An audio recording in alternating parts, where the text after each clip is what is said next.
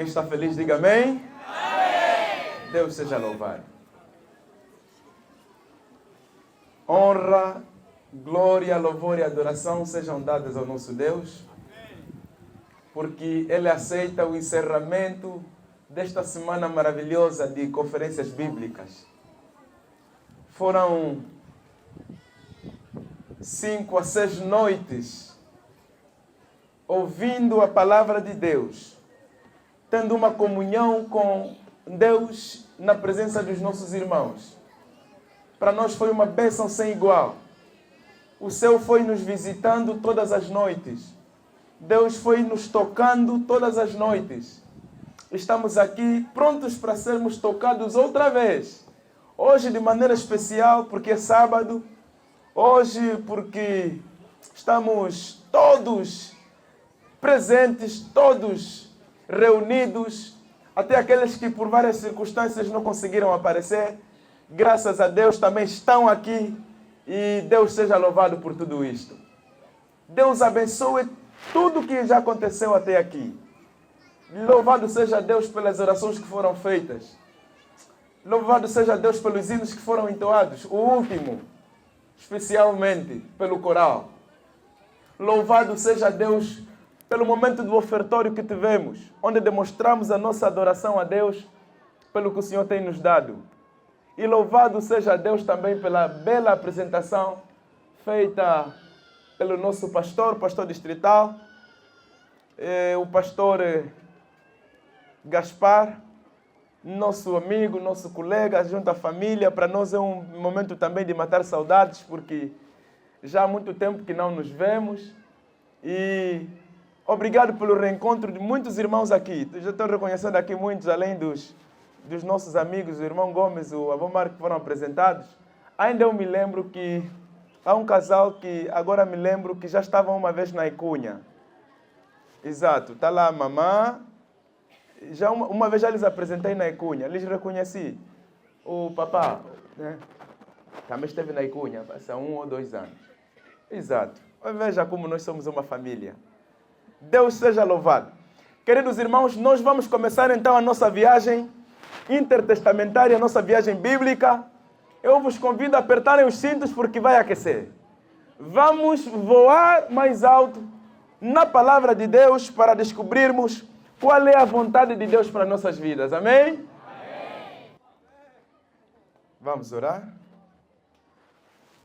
Queremos abrir a Tua palavra, nosso Deus.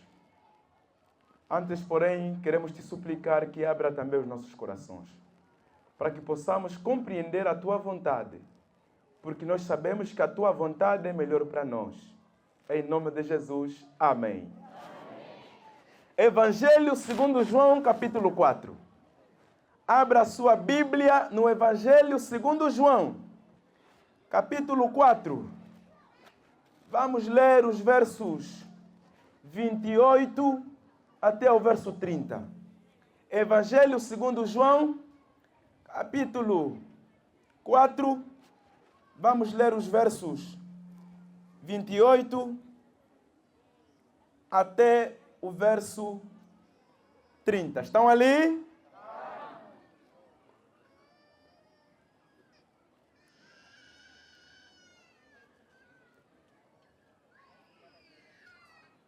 Evangelho segundo João, capítulo 4,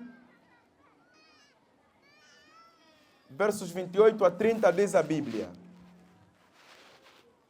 Deixou, pois, a mulher o seu cântaro, e foi à cidade e disse àqueles homens: vinde e vede um homem que me disse tudo quanto tenho feito.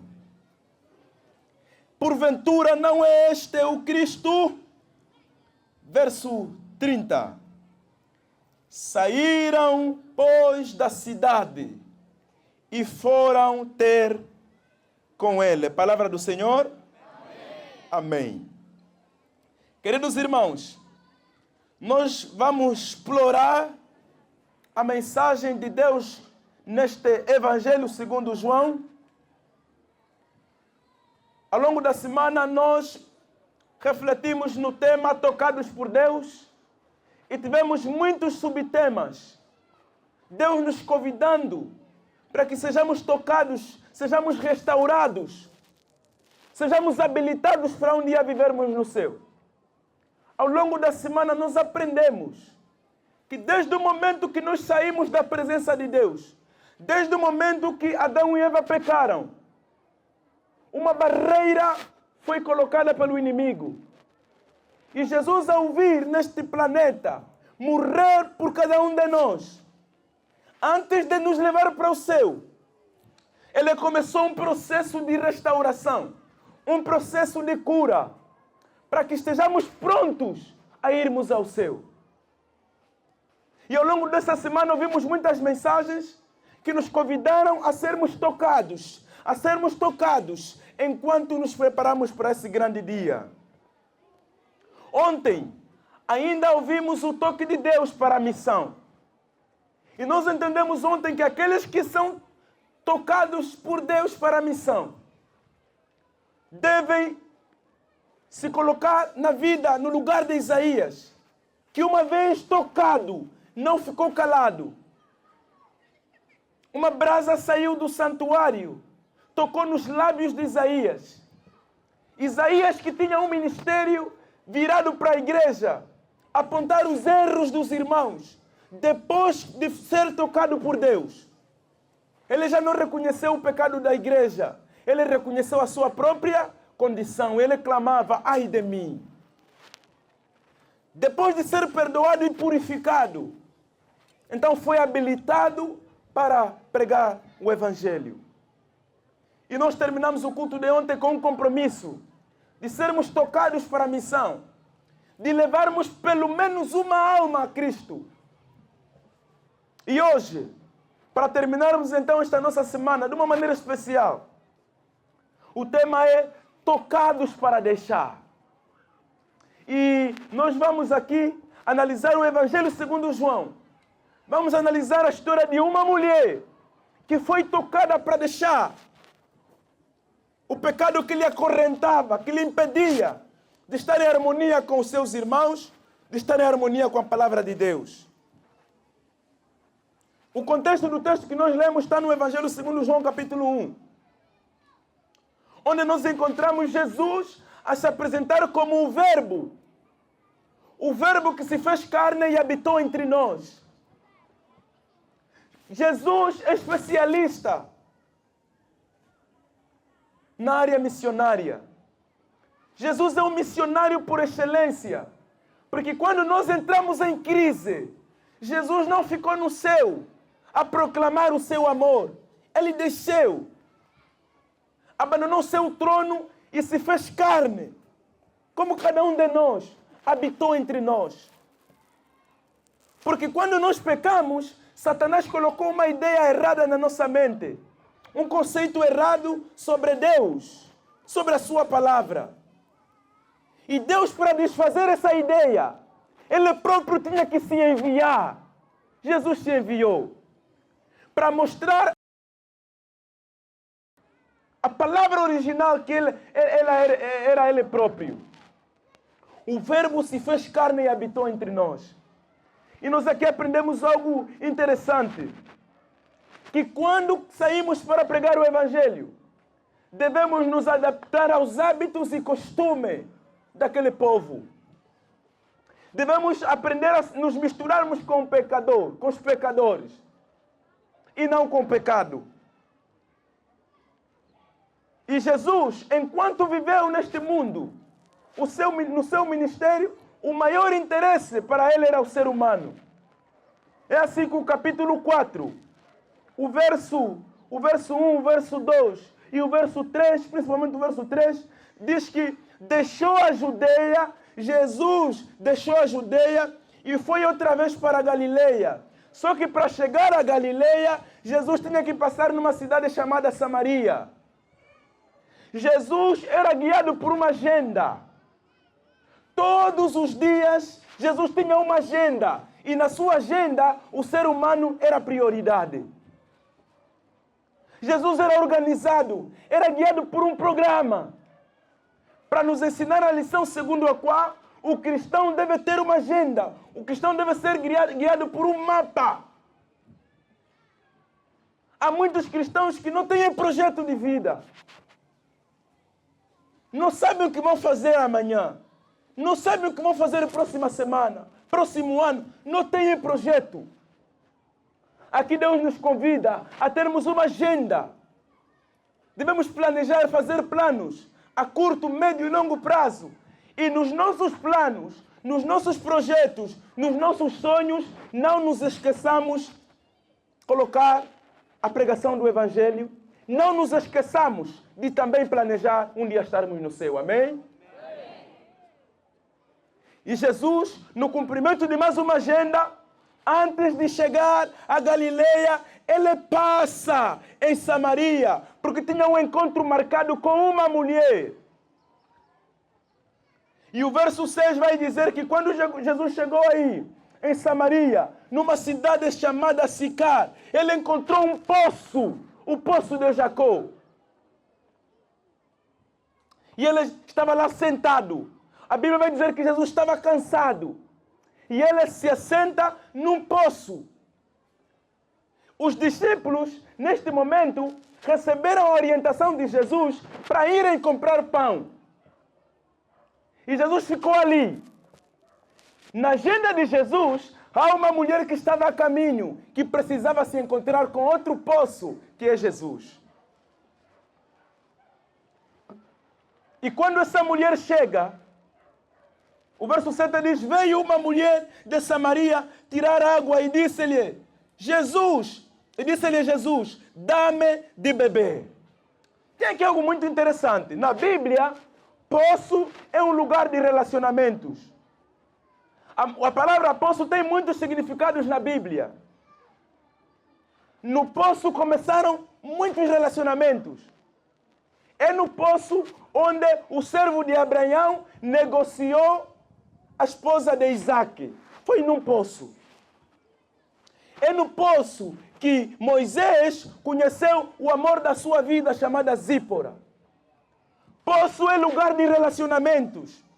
Só que Salomão, aos Provérbios, ele vai dizer que poço também pode significar um lugar de morte.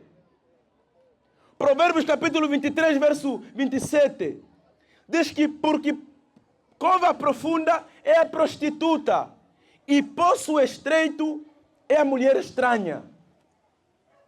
Aqui Salomão está nos dizer que quando você é casado e vai se meter com uma prostituta, você está a beber a água num poço que é errado, numa fonte errada.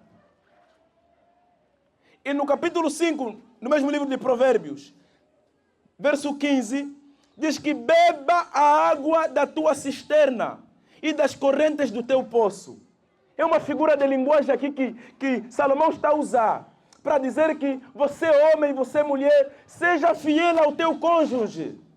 Quando você é fiel ao teu cônjuge, estás a beber da água do teu próprio poço. E hoje vivemos numa sociedade que promove vários tipos de poços. Alguns beberam dos poços das fontes das filosofias. As suas mentes divagam em muitas crenças filosóficas, fugindo da palavra de Deus. Outros estão divagando ensinamentos aí na ciência. Mergulharam tanto no poço da ciência que duvidam da existência de Deus. Outros beberam no poço da tradição. É tanta crença na mente que já não enxergam a palavra de Deus. E nós encontramos em João capítulo 4, Jesus assentado no poço.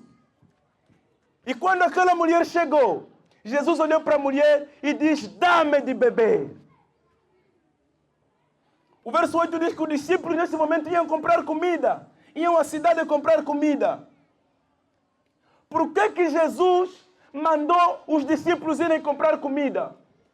Porque em João capítulo 4, o verso 34, quando os discípulos voltaram e apresentaram a comida a Jesus, Jesus respondeu, a minha comida é fazer a vontade daquele que me enviou e realizar a sua obra. Então a pergunta é, por que Jesus Se não estava com fome, por que Jesus enviou os discípulos comprarem comida? Era uma estratégia do mestre para tirar os discípulos do caminho. Porque na tradição judaica, um homem não podia conversar com uma mulher publicamente. Na tradição judaica, um judeu não podia conversar publicamente com um samaritano. A cultura judaica rebaixava as mulheres. As mulheres não podiam ser convidadas como testemunhas no tribunal naquele tempo. Por isso é que aquela mulher que foi anunciar aos discípulos que Jesus ressuscitou, foi acreditada? Não. Porque eles não confiavam nas mulheres. Naquele tempo, havia judeus que faziam uma oração. A oração era a seguinte: Senhor, muito obrigado por não nascer escravo. Era a oração do judeu. Muito obrigado por não nascer gentio. E muito obrigado por não nascer mulher. Essa era a oração do quê? Dos judeus.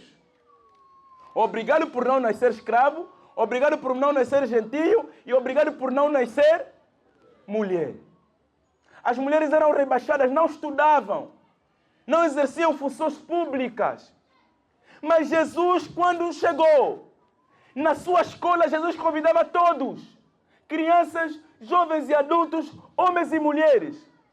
E Jesus sabia aqui que se os discípulos estivessem presentes, os discípulos interromperiam a conversa de Jesus com quem? Com a mulher. E Jesus lhes mandou comprar pão. Aqui é uma estratégia, queridos irmãos, de delegar as atividades. Como líder, é importante que nós deleguemos as atividades aos liderados. Porque quem não trabalha, dá trabalho. Se eles estão a trazer problema, é porque não lhes mandamos comprar pão. Que eles vão comprar pão para não atrapalharem o quê? O trabalho. Estratégia missionária de Jesus. Infelizmente, ainda hoje, na nossa cultura, temos algumas marcas que rebaixam a mulher.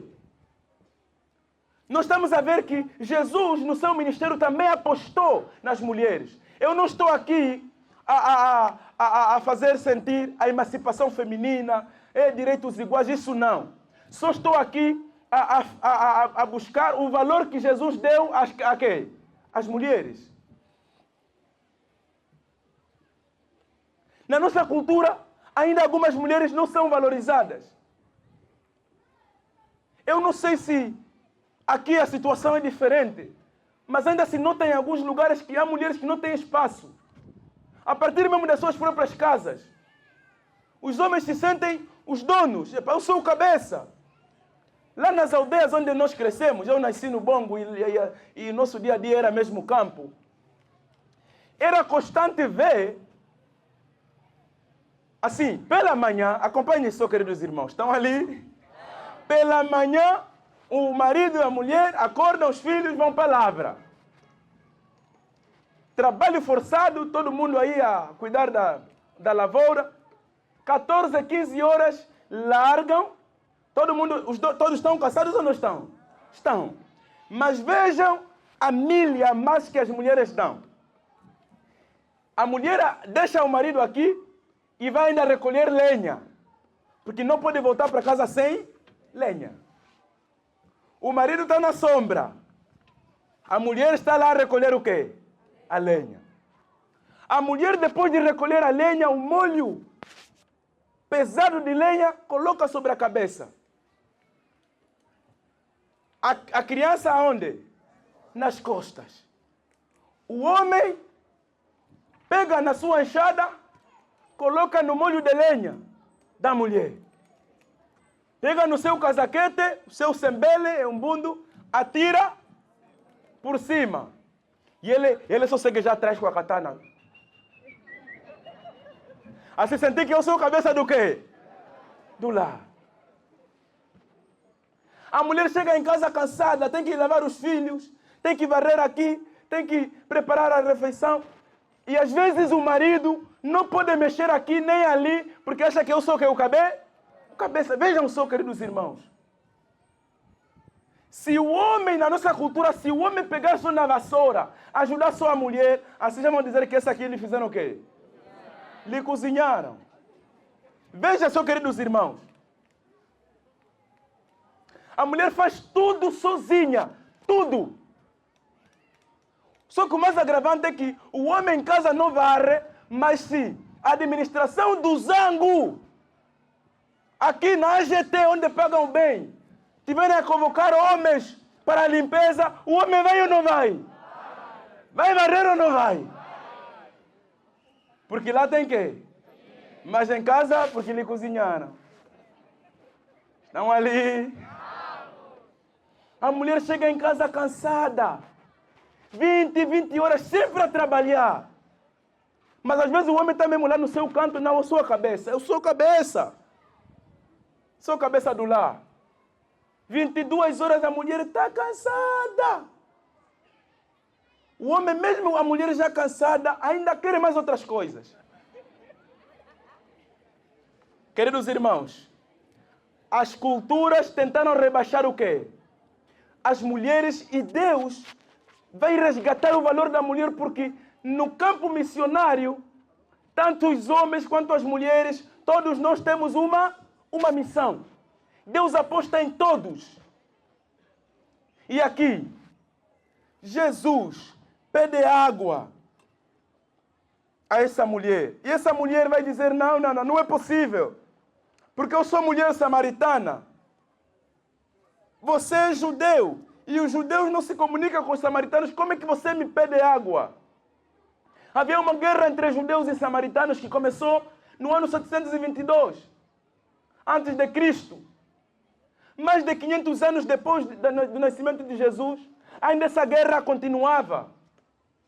Por quê? Porque no ano 722, os israelitas foram ao cativeiro da Síria. E no ano 605, os judeus no sul foram para o cativeiro da Babilônia. Os que foram na Babilônia se conservaram puros.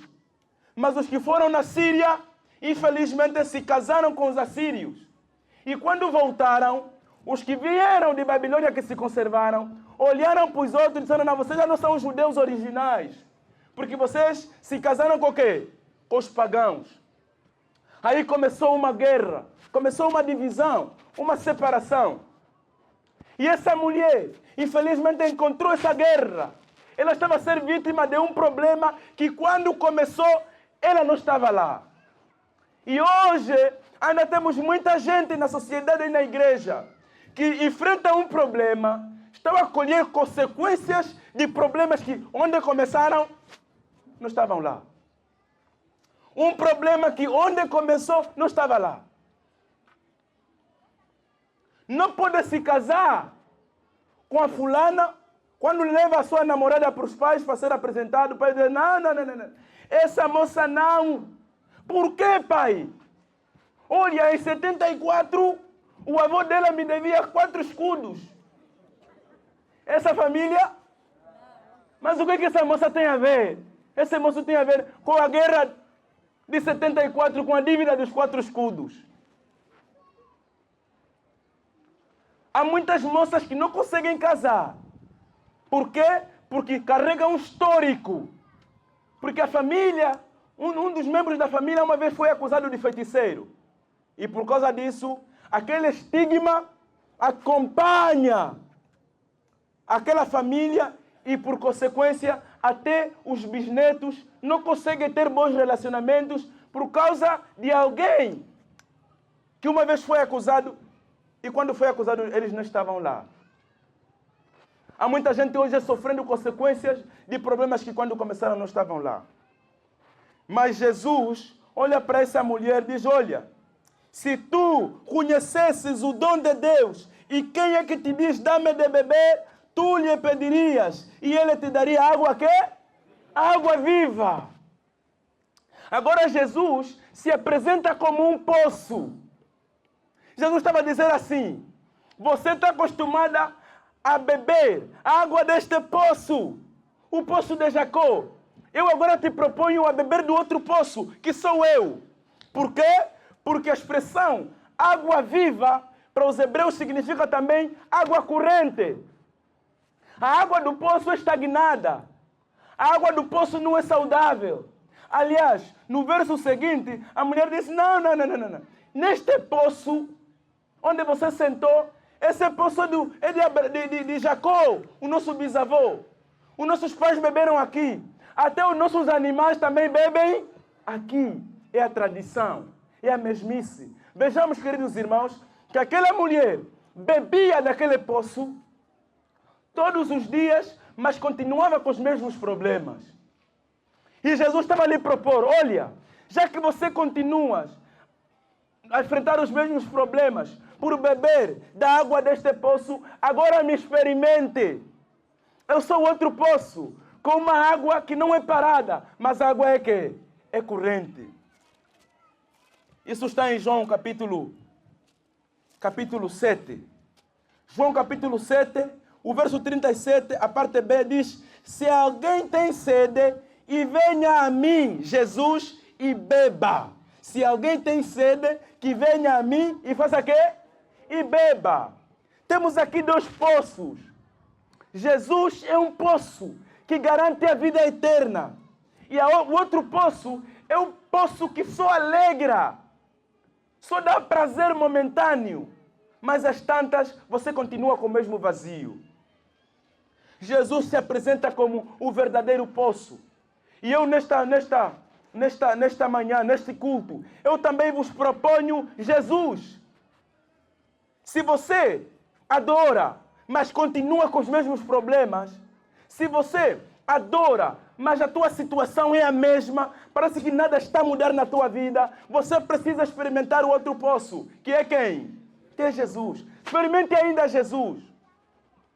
Muitas vezes nos acostumamos tanto com a tradição da igreja, que parece que a vida espiritual já não faz sentido na nossa vida. Nós precisamos ainda experimentar Jesus. A ciência nos decepcionou.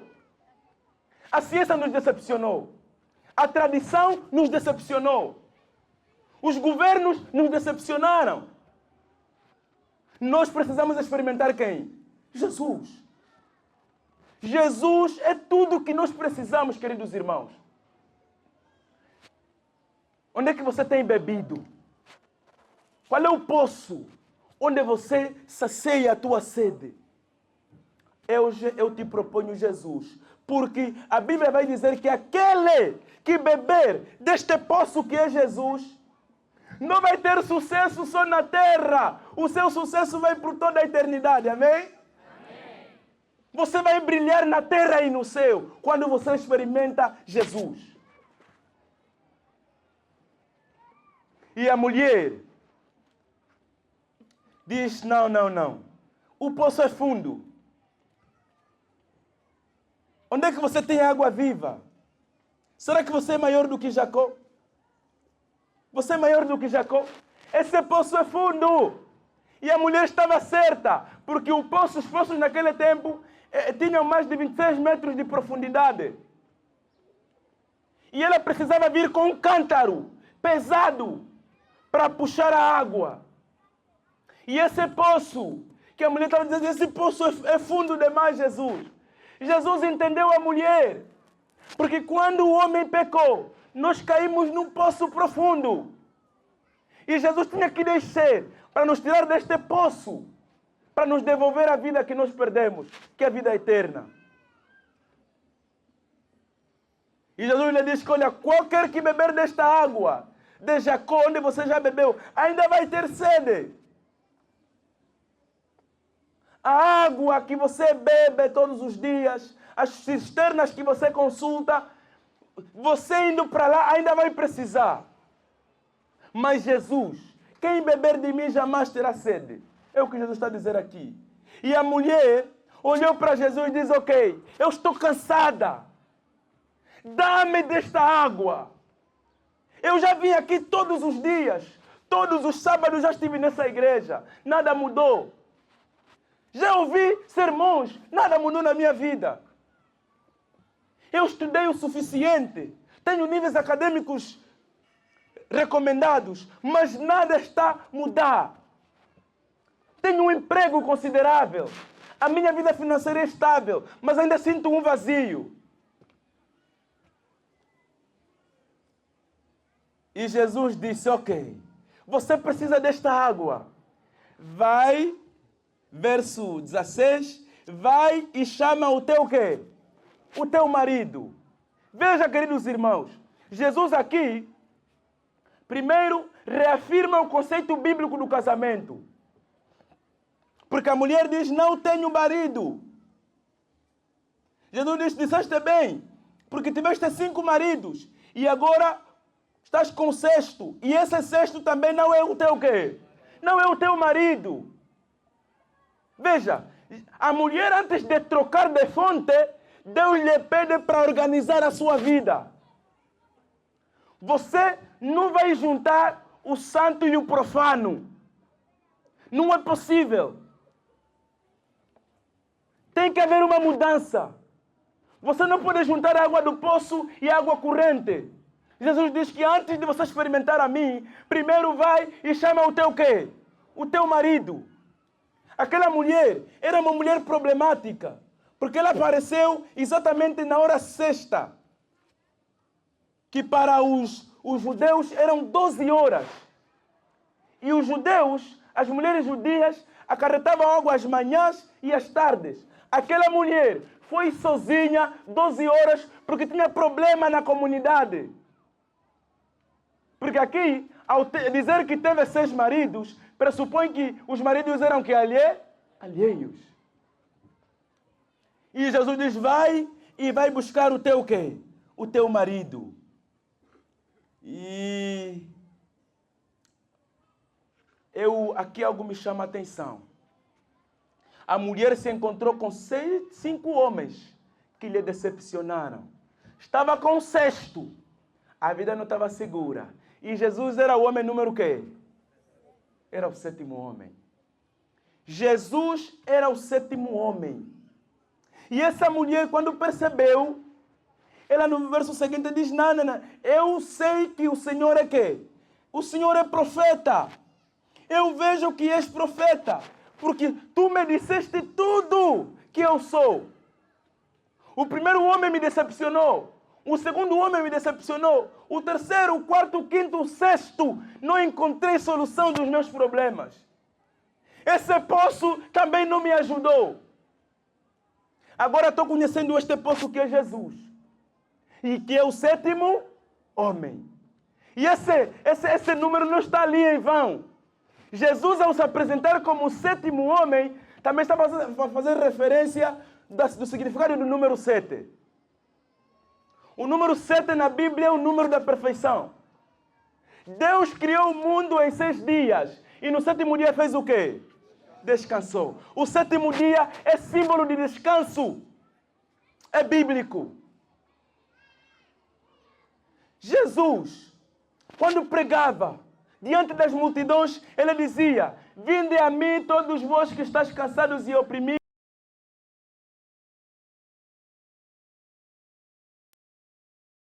Dizer assim, esses homens te decepcionaram, mas eu como Jesus,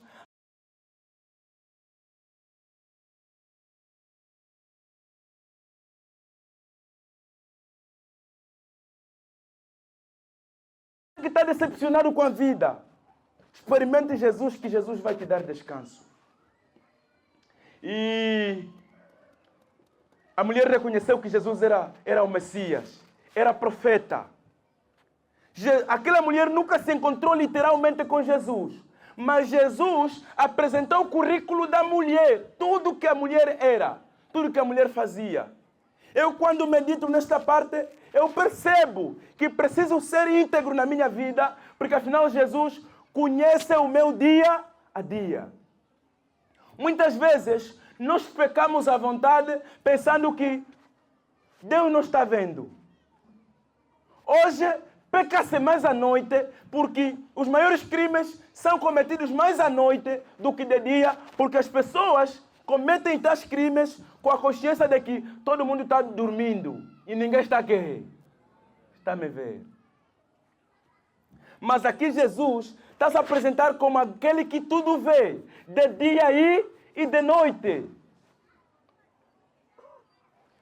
Eu uma vez fiz uma análise sobre esse ponto aqui.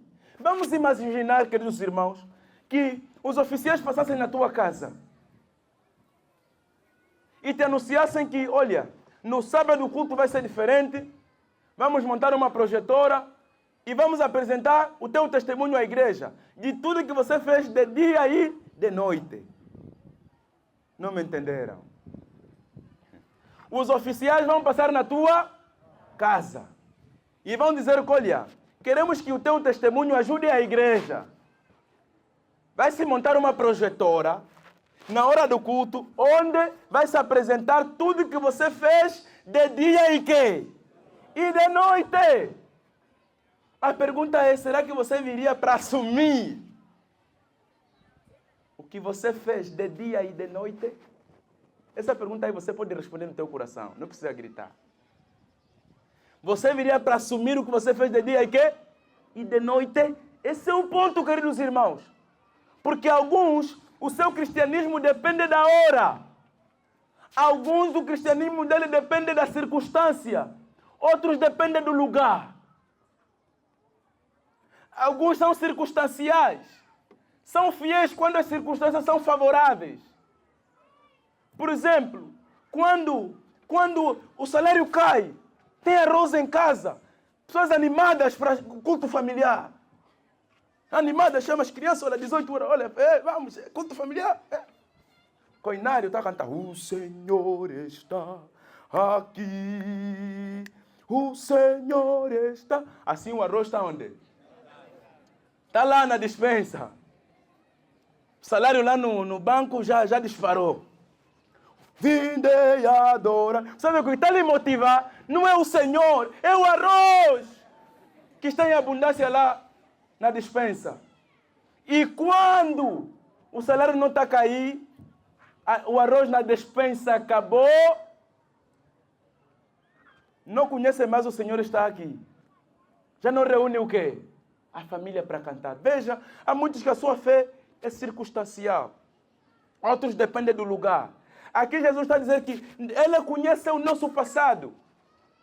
Jesus detalhou o histórico daquela mulher. E o mais interessante aqui é que Jesus não se interessa, não se concentra muito no histórico negativo. Até as noites que nós passamos sem dormir. Aquelas noites que nós oramos com fé para que Deus resolvesse o nosso problema. Aquela lágrima que você derramou quando perdeu o teu filho. Aquela lágrima que você derramou quando perdeu o emprego. Aquela lágrima que você derramou quando foste caluniado. Não importa. Aquele problema que você enfrentou, Deus viu ou não viu? Deus viu. Não para te condenar, mas para te apoiar. Esse é Deus que nós temos. Há momentos nessa vida que um ancião está longe, o pastor está longe. Você passa num aperto que é só você e quem? E Deus. E às vezes pensamos que Deus não está presente. À luz desse texto, nós entendemos que Deus sabe tudo o que nós passamos. Mas o mais interessante para terminar é que o verso que nós lemos diz que quando aquela mulher ouviu aquela observação de Jesus, que se você quer me experimentar, se você quer trocar de poço, se você quer beber de mim, vai e chama o teu marido. Essa mulher o que é que fez? Ela tinha um peso nas suas mãos. Era um cântaro que ela carregava para tirar água daquele poço. E os cântaros pesavam 8 a 12 quilos na época. Eram pesados. Agora a mulher entendeu que aquele cântaro já não lhe valeria para nada. O que é que ela faz? Ela deixa o seu cântaro. O verso 21 diz que deixou, pois, a mulher o seu quê? O seu cântaro. E foi à cidade e disse aos homens, eu encontrei Jesus. Eu encontrei Jesus. Se aquela mulher saísse com o cântaro a correr, teria dificuldades. E o cântaro já não lhe valeria para nada, porque ela encontrou uma outra fonte. Essa fonte quem é? É Jesus. E o tema da mensagem de hoje é que quando nós somos tocados por Deus, nós deixamos alguma coisa. Aquele cântaro simbolizava o histórico negativo daquela mulher. E aquela mulher, quando se encontra com Jesus, ela entende deixar tudo. E não deixou em qualquer ambiente, deixou tudo aos pés de Jesus.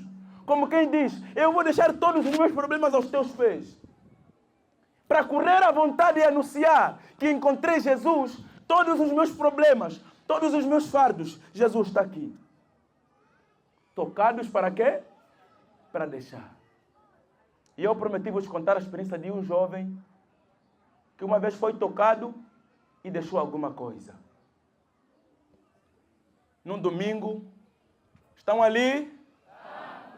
Num domingo, o ancião ligou para mim. Disse, pastor, há um irmão que me interceptou e disse, pastor, e disse, ancião, eu sou feiticeiro. Um ancião, lá na aldeia, numa das aldeias da Icunha, se deparou com um jovem que estava cansado desta vida. E ele disse para o ancião, ancião, eu sou feiticeiro e quero entregar o meu feitiço.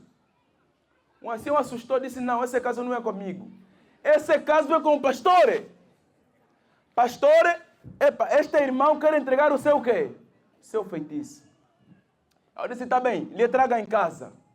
Combinamos quarta-feira de manhã. Um ancião já estava lá. Estava em casa. Ele a conduzir a motorizada e o suposto feiticeiro aonde? Atrás. Eu já entendia, para o de frente é um ancião, lhe reconheci. Quem está atrás? É o feiticeiro. Imagine, queridos irmãos, eu até hoje tenho uma grande estima por aquele ancião. Porque não é fácil levar alguém que você sabe que é feiticeiro, ainda não entregou. Aquele ancião desceu da motorizada, bateram a porta, eu abri e entraram. O ancião disse, pastor, aquele caso, está aqui o irmão. Na minha sala, e eu me dirigi ao irmão, lhe saudei. E a primeira pergunta que eu fiz foi, o irmão é feiticeiro? Ele olhou para mim e disse, sim, pastor, eu sou feiticeiro. E não sou qualquer feiticeiro. Disse, epa, isso vai aquecer. Por que você recebeu feitiço? Disse, pastor, eu recebi feitiço porque não me respeitavam. A minha esposa não me respeitava. A sociedade não me respeitava. Não tinha quase nada. Para me sentir homem, eu fui receber feitiço. Eu disse, onde é que foste buscar feitiço? Disse, pastor, eu não fui buscar feitiço só num sítio. Eu sou um feiticeiro renomado porque em Benguela, no Dombe Grande, fui buscar lá uma parte. Dombe Grande é famoso na feitiçaria. No Bailundo, também fui buscar lá outra parte. Se estou outro município, de Calacholoanga, ia buscar lá uma parte. E na própria Cunha tem uma aldeia também, onde tem um grande quimbandeiro, disse que também ia buscar outra parte. E eu perguntei, o que aconteceu quando você foi receber feitiço? Disse, pastor, quando eu cheguei, o primeiro quimbandeiro olhou para mim, me perguntou, você quer ser homem? Eu disse, quero ser homem. Quero ter tudo, quero ser poderoso. Disse, me colocou num quarto escuro. E lá me trouxe uma bacia de água, uma banheira com uma água estranha. Me tirou toda a roupa, o quimbandeiro. Disse, me deu banho com aquela água turva, estranha, e pegou numa galinha. A galinha, o feiticeiro passou entre as pernas dele e começou a lhe bater com a própria galinha, surra com a galinha até a galinha morrer. Depois da galinha morrer, ele disse, ok, agora vai ser homem. Essa galinha é símbolo de muitos que vocês vai matar na tua família. Agora a coisa começou a aquecer. Ele saiu daí, mas também não podia voltar atrás. Fez outros pactos. E ele disse que, pastor, eu tenho muita coisa. Tem um saco cheio de coisas. Ele disse que recebia um pau. Aquele pau chamava-se Beda. Diz que aquele pau, quando eu saio, o pau fica a acompanhar tudo o que se passa em casa. Por exemplo, ele tinha uma cantina. Aquela cantina Quando ele atendia, na aldeia, ele vendia 60, 70 mil por dia. Mas quando é a esposa dele, porque a esposa é inocente, vende só 800 mil kwanzas. Mas se a esposa comer só uma bolacha, então aquele pau chamado Beda vai explicar.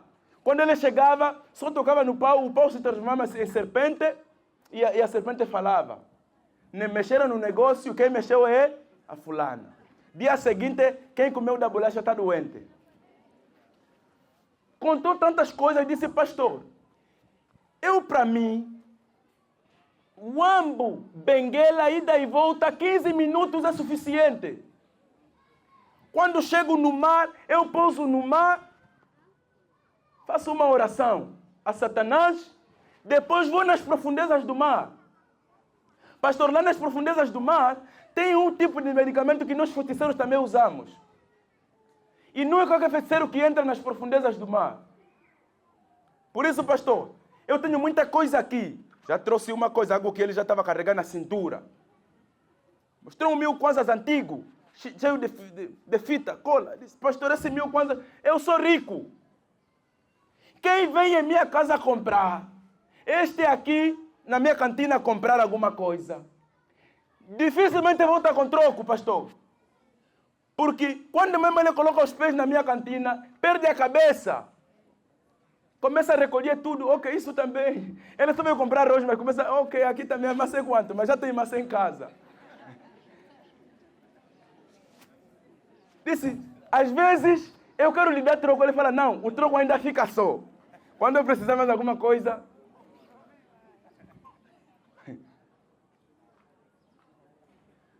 Mostrou uma outra coisa, um elemento aí, disse, pastor, há vezes que eu não quero matar, só prejudico mesmo. Por exemplo, ele disse que se eu disser assim, me vende o teu telefone, e você não aceitar, depois de 2, 3 horas aquele telefone já não liga. Sim, acabou. Se eu dizer, me vende a tua motorizada, me venda só.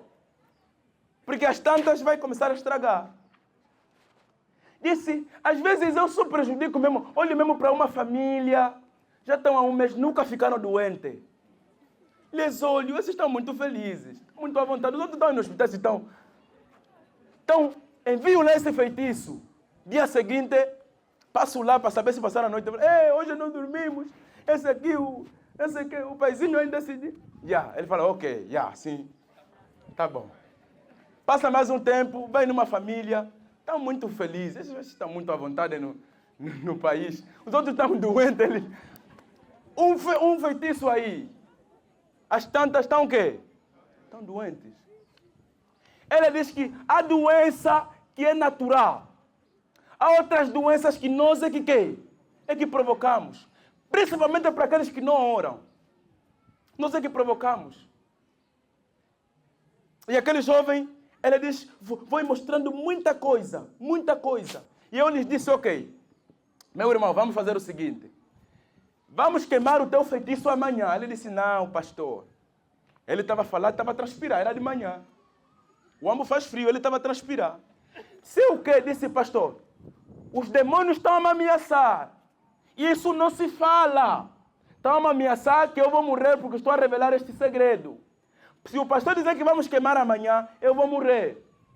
Pastor, por favor, queima mesmo hoje, para que se eu morrer, então morra em Cristo.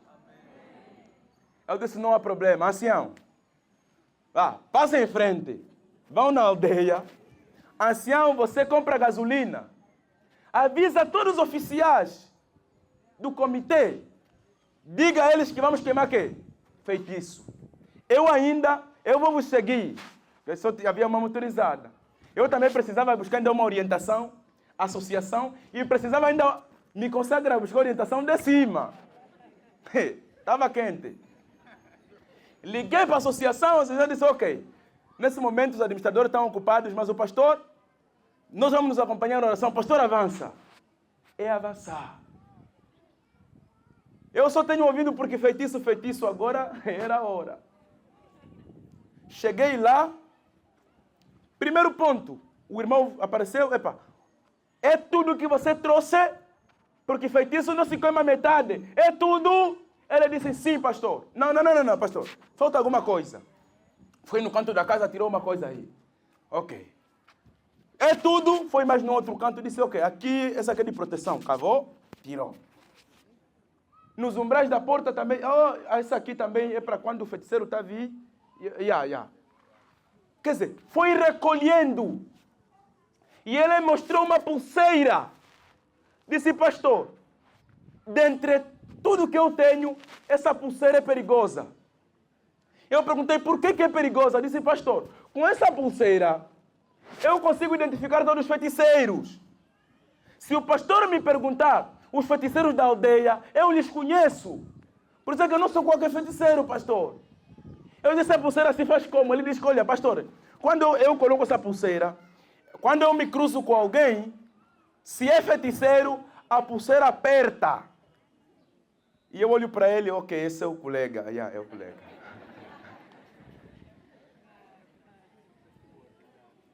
Agora a preocupação eram os oficiais.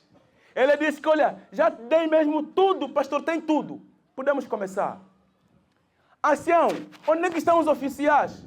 Só apareceram, além do ancião, só apareceram mais 3. Um comitê de 30 e tal oficiais, onde é que estão meus oficiais? Um ancião disse, pastor, um ancião fulano diz que vai regar a cebola. Está muito ocupado, hoje vai regar a cebola. E o ancião fulano, pastor, o ancião fulano disse que esse dia ele já está doente. Só apareceram quantos? 4. Agora tinha que trabalhar com os oficiais, vamos orar. Dentre vocês também alguém é feiticeiro? Porque se você que vai orar também é feiticeiro, vão me dar trabalho. O demônio vai sair do feiticeiro, vai entrar em ti.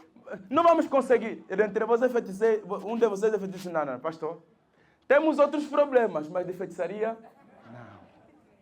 Oramos juntos, nos consagramos, dei algumas orientações, que é para ninguém foge, quando a situação apertar, enfim, e começamos a orar. Fomos orando com o irmão.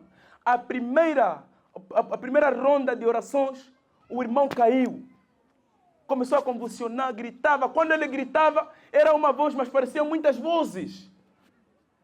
Fomos orando, acordava. Quando ele despertava, então, ele gritava, está aqui, demônio, está aqui. Orávamos, caía de novo. Foram 4 vezes. E depois de cair umas 4 vezes, deixei 2 anciãos a orar, continuem a orar, e nós vamos queimar o quê? O feitiço. Fomos lá com aquele saco de feitiçarias, colocamos ali, em orações, o ancião colocou gasolina, pegamos no fósforo, atiramos, o feitiço não queimava.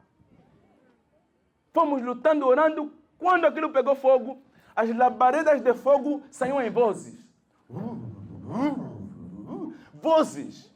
E nós orávamos, acompanhávamos aquilo, até que aquilo queimou. E quando voltamos no templo, encontramos que o feiticeiro estava estendido.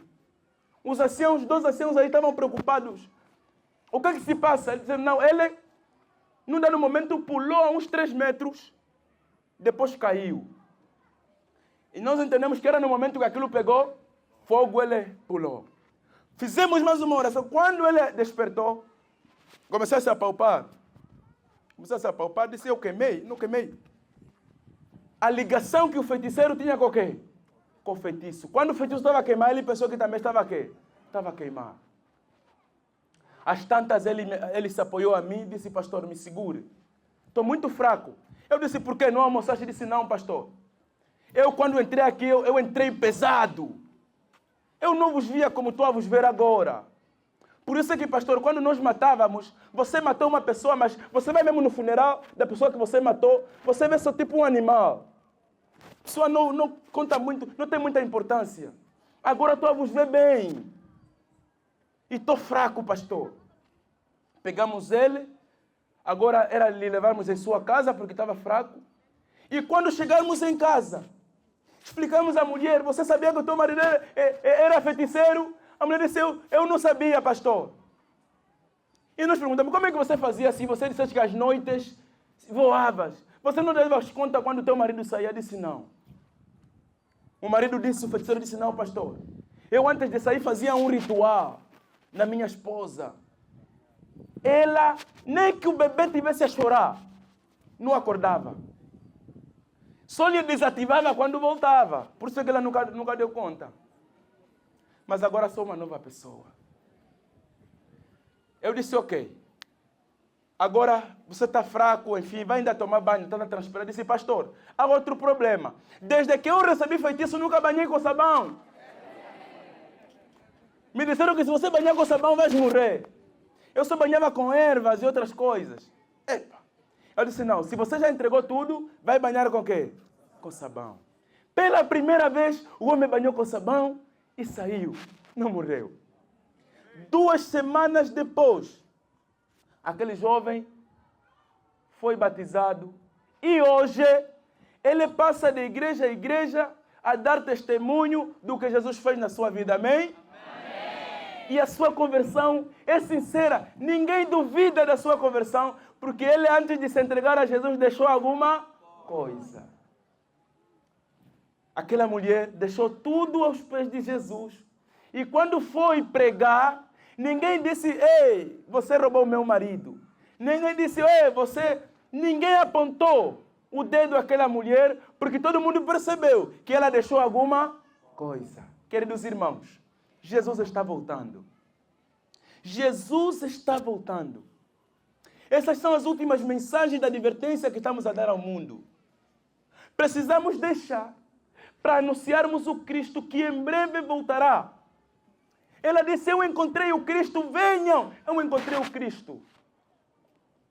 E todo mundo ouviu o seu testemunho, correu para se encontrar com esse Cristo. E nós vivemos nos momentos finais da história deste mundo. Já não vai tardar, Jesus em breve voltará. Jesus em breve voltará. Os sinais indicam que Jesus em breve voltará. E eu acredito, meus irmãos, que haverá um dia em que os viajantes farão a última viagem. Haverá um dia em que os negociantes farão o último negócio. Haverá um dia em que as nossas crianças, os nossos filhos, irão à escola pela última vez. Haverá um dia que os hospitais vão atender o último paciente.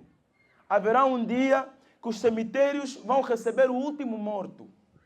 Haverá um dia que vai amanhecer pela última vez e vai anoitecer pela última vez. Haverá um dia, queridos irmãos, em que será o último sábado da história. Ouviremos a última escola sabatina. Ouviremos a última oração. Ouviremos o último anúncio, a última pregação do pregador. Ouviremos a última música do culto. Tomaremos a última refeição da terra. Tudo porque Jesus voltará. Eu sei que você não quer perder essa festa. Eu sei que você quer deixar alguma coisa para que não haja nada que te impeça de se encontrar com Jesus. Se é teu desejo, você levanta a mão, vamos orar. Glória a Deus. Pode colocar-se em pé. Nós vamos orar. Se há alguma coisa que você precisa deixar, clame ao Senhor para que te dê vitória sobre aquele pecado que te atormenta. Você precisa se encontrar com o 7º homem. Sabem, há muita gente que é muito influente, sabem? Você pode se encontrar com o governador da província, pode se encontrar até com o presidente da república, pode se encontrar com os grandes homens da terra. Mas se você viver e nascer, viver e morrer e nunca se encontrar com Jesus, é melhor se não nascesses. É bom quando na tua estrada da vida você se encontra com Jesus. Porque quem se encontra com o 7º homem encontra descanso. Reconhece o sábado como dia da adoração. Quem se encontra com o 7º homem troca de poço.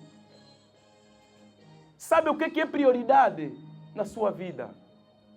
Tem alguém que não é batizado, ainda não entregou a sua vida a Jesus e quer aproveitar esse momento, vir aqui em frente e receber uma bênção especial da parte de Deus. Pode levantar a tua mão, o pastor vai orar. Glória a Deus. Pode vir aqui em frente, eu vou orar por você. É necessário se encontrar com Jesus. Chega de beber do mesmo poço. Não, o meu avô já nasceu nessa igreja. O meu bisavô, nós já somos... Não. Essa foi a desculpa da mulher samaritana. Os nossos animais já beberam aqui. Não sei o quê. Não, Jesus diz, não. Aqui não é o avô, não é o bisavô. Aqui é trocar de poço. Siga aquilo que dá vida. E quem dá vida é Jesus. Glória a Deus. Será que tem mais alguém que quer entregar a sua vida a Jesus? Quer ter um encontro com o sétimo homem? O sétimo homem é Jesus, nosso Criador. Esse mesmo que nós dissemos que em breve voltará. É o sétimo homem. E quando ele voltar, vamos descansar para todo sempre no céu. Mas só irá aquele que se encontrar com este sétimo homem na terra. Então, de parabéns por tomar essa decisão. Tem mais alguém aí na congregação? Glória a Deus. Veja, vieram com as suas famílias. Deus seja louvado. Que Deus abençoe as vossas famílias. Pastor Gaspar, por favor, recomende esse grupo especial.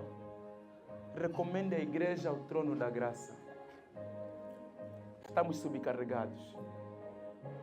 Tua igreja está aqui, a igreja do Senhor, cada um com sua bagagem, com as suas lutas. Nos recomenda ao trono para que cada um deposite tudo aos pés de Cristo. E nada nos impeça de entrarmos, de anunciarmos o Evangelho. E nada nos impeça de um dia estarmos no céu.